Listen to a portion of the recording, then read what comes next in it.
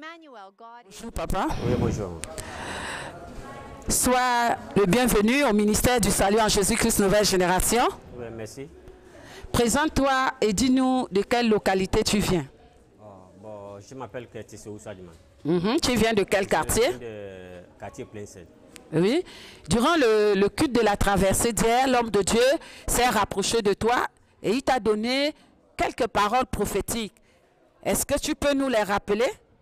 Oui, il m'a parlé de le problème de la grande sœur qui est décédée, avec le problème de moi-même aussi, problème de l'argent qui ne reste pas dans la main.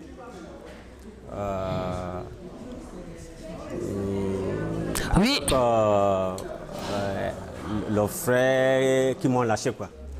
Oui, l'homme de Dieu a dit que ton problème avait l'origine. Quelle était l'origine de ton problème? L'origine, c'est le nom. Ouais, il me dit je porte des noms.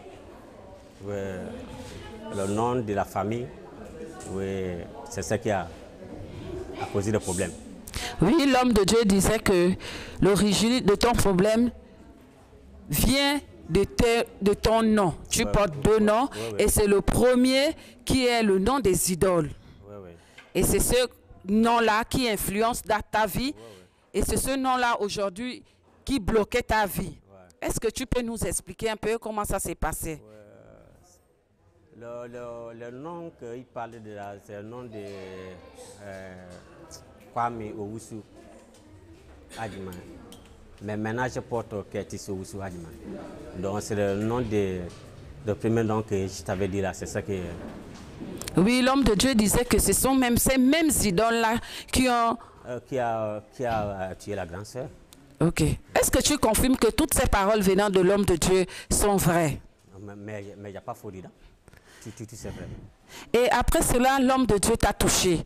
Et pendant que l'homme de Dieu priait pour toi, qu'est-ce que tu as ressenti exactement? Ça c'est compliqué. Même moi-même, je n'ai rien vu, quoi. Je me trouve à terre là-bas. C'est ça que...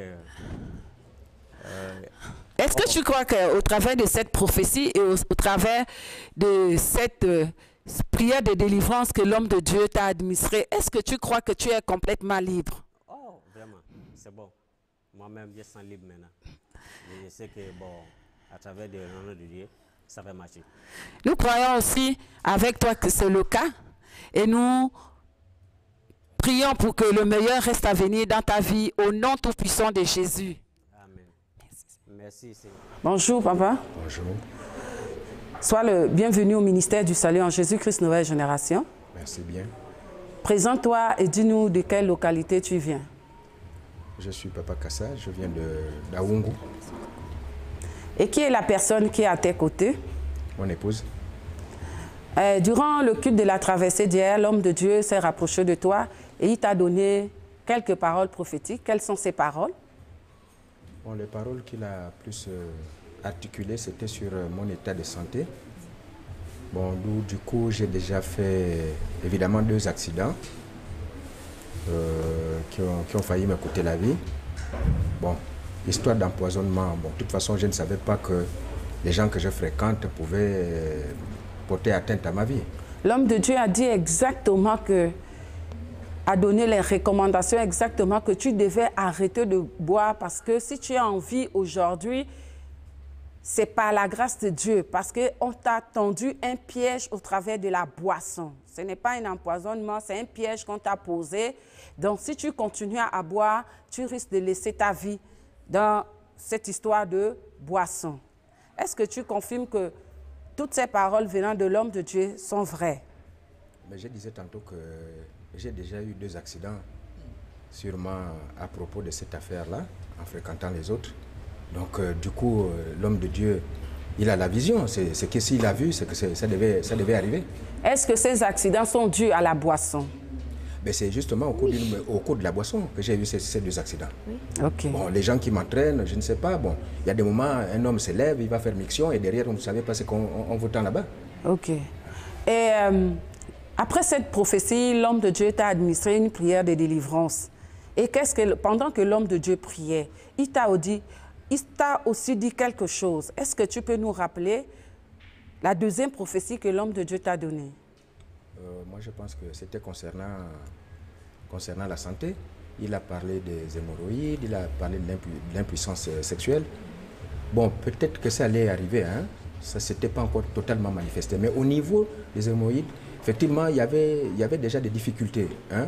En allant aux toilettes, il y avait déjà des difficultés, mais qui n'avaient pas encore totalement déclenché. C'est sûr qu'à la longue, ça devait arriver. Je suis sûr, parce que, bon, en tout cas, il a touché le point. Et est-ce que tu peux nous expliquer ce qui s'est passé exactement pendant que l'homme de Dieu priait pour toi?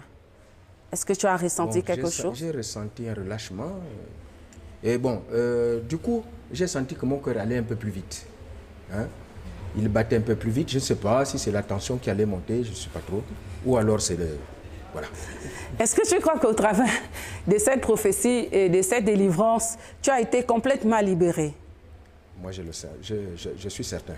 Je suis certain. Je confirme que je suis libéré. Et cette prophétie et cette délivrance, c'est pour le salut de ton âme. Et nous prions pour que tu puisses t'attacher à ce Jésus qui t'a donné la prophétie et qui t'a libéré. Tu t'attaches à lui et que tu lis sa parole jour et nuit et que le meilleur reste à venir dans ta vie au nom tout-puissant de Jésus. Amen. Et pendant que le Papa Kassa recevait sa prophétie, et sa femme aussi a été interpellée. Maman, présente-toi et dis-nous de quel quartier tu viens et présente-nous l'homme qui est à côté de toi. Je suis Maman Kassa, je suis son épouse. On habite au Vendo, à Ungu. Oui. Et pendant que tu t'es rapproché de ton époux, l'homme de Dieu aussi t'a donné quelques paroles prophétiques. Est-ce que tu peux nous les rappeler? Oui, la première prophétie, c'était sur l'esprit de mort. L'esprit de mort, moi-même j'ai reconnu, l'esprit de mort c'est vrai, c'est depuis 2015. L'esprit de mort, l'esprit de mort. On a même déjà fait un communiqué en 2015 que j'étais décédée, au point où les gens me fuyaient dans les bureaux. Quand je rentrais dans un bureau, le propriétaire du bureau fuyait que j'étais une revenante. Nous, on a appris que tu es décédée, on cherchait même l'endroit du décès. Et physiquement, quand vous me voyez, j'avais 30 kilos. J'avais maigri, j'étais très malade, très malade. Ceux qui avaient les yeux voyaient que j'étais déjà partie. Par la grâce de Dieu, Dieu m'a ramenée à la vie. Quand il parle de l'esprit de mort, ce n'est pas assez vrai. Eh oui, l'homme de Dieu disait que cet esprit de mort te nourrissait la nuit, oui, dans les rêves. C'est vrai, tout ça c'est vrai, c'est vrai.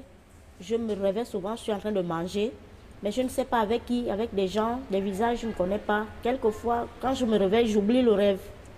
Et l'homme de Dieu disait qu'à ton réveil, tu ressentais des douleurs. Est-ce que tu peux nous expliquer ce que tu ressentais exactement à ton réveil? Tout à fait. Quand je me réveille le matin, tout le corps, je dis même à mon mari, tout le corps, je suis fatiguée. Je peux rester au lit du matin jusqu'au soir parce que tout le corps, tous les membres sont cassés. Je suis vraiment fatiguée. Je n'arrive à rien faire à la maison. Je peux dormir toute la journée, je suis fatiguée. Je lui dis, je ne me sens pas bien, je me sens très fatiguée. Et après, l'homme de Dieu t'a administré une prière de délivrance. Qu'est-ce que tu ressentais exactement pendant que l'homme de Dieu priait pour toi? Il a demandé d'attraper mon mari. Quand je l'ai attrapé, je ne sais pas ce qui m'a propulsé. Je ne sais plus où j'étais. Après la suite, je ne sais plus ce qui s'est passé. C'est la puissance de Dieu. Amen. Amen. Est-ce que tu crois qu'au travers de cette prophétie et de cette délivrance, la liberté est rentrée dans ta vie, la guérison dans ta vie, dans ta famille, dans la vie de ton mari? Je crois que je suis libérée. Je crois fermement que je suis libérée. Nous croyons aussi que c'est le cas. J'ai bien dormi, vraiment, il y a, on dirait un fardeau qui est parti de moi. Je suis vraiment légère comme du papier. Avant, je me sentais lourde même pour marcher et tout ça là. Je faisais les choses vraiment nonchalamment. Ça va, je me sens légère, je me sens libre, je crois. Oui, parce que l'homme de Dieu a ajouté que ta restauration, c'était dans 2 jours. C'est vrai, je confirme. Vraiment, je confirme. Est-ce que tu crois qu'au travers de cette prophétie et de cette délivrance, tu es totalement libre? Je suis totalement libre. Nous croyons aussi. Et quel est le conseil que tu peux donner à tous ceux-là qui souffrent? Parce qu'il y a des gens qui traînent des maladies des années. Et pourtant, Jésus-Christ est encore vivant. La Bible dit qu'il ne nous a jamais dit au revoir. Quel est le conseil que tu peux donner aux autres qui nous écoutent? Bon, qu'est-ce que je peux dire? Je n'ai même pas encore fait un mois ici. Je suis venue ici vraiment chargée. Tout le corps là était pourri. J'avais des plaies là que Christian a filmé. Le pied était... J'étais paralysée en fait, je ne pouvais pas marcher. Mon beau-frère qui m'a invité ici, je l'ai même insulté.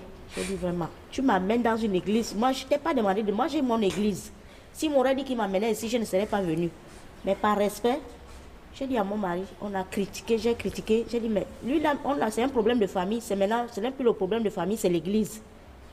Et quelle est l'invitation que tu donnes aux autres qui t'écoutent? Je conseille vraiment aux autres de toucher du doigt. Ce n'est pas tellement qu'on a marché. On a marché. Parce que mon mari, il est là, il peut parler. Moi, il m'a dit, ne me parle plus de l'église. Ne me parle plus de l'église. Amen. Quand tu as encore retrouvé tes églises, là, tu vas seul, tu me laisses tranquille. Mais quand il est arrivé ici, il a touché du doigt, il a confirmé que là, ma femme, on est au bon endroit. Le temps de Dieu est arrivé. Amen. Il a sorti ça de sa bouche. Moi-même, j'ai confirmé, j'ai dit oui, là, le temps de Dieu. On a traîné partout, partout. Je n'ai même pas fait 2 semaines, le pied est guéri. Voilà. Ça, c'est le chien qui m'avait mordu. Je n'ai même pas fait 2 semaines. Le 22, je suis arrivée ici le 22. Le pied est guéri. Toutes les douleurs ont disparu. Ce que je peux dire aux autres, c'est de toucher du doigt. C'est vrai, on est fatigué quelquefois parce qu'on a beaucoup marché. On a beaucoup marché, on est découragé parce qu'on n'a pas vu la main de Dieu.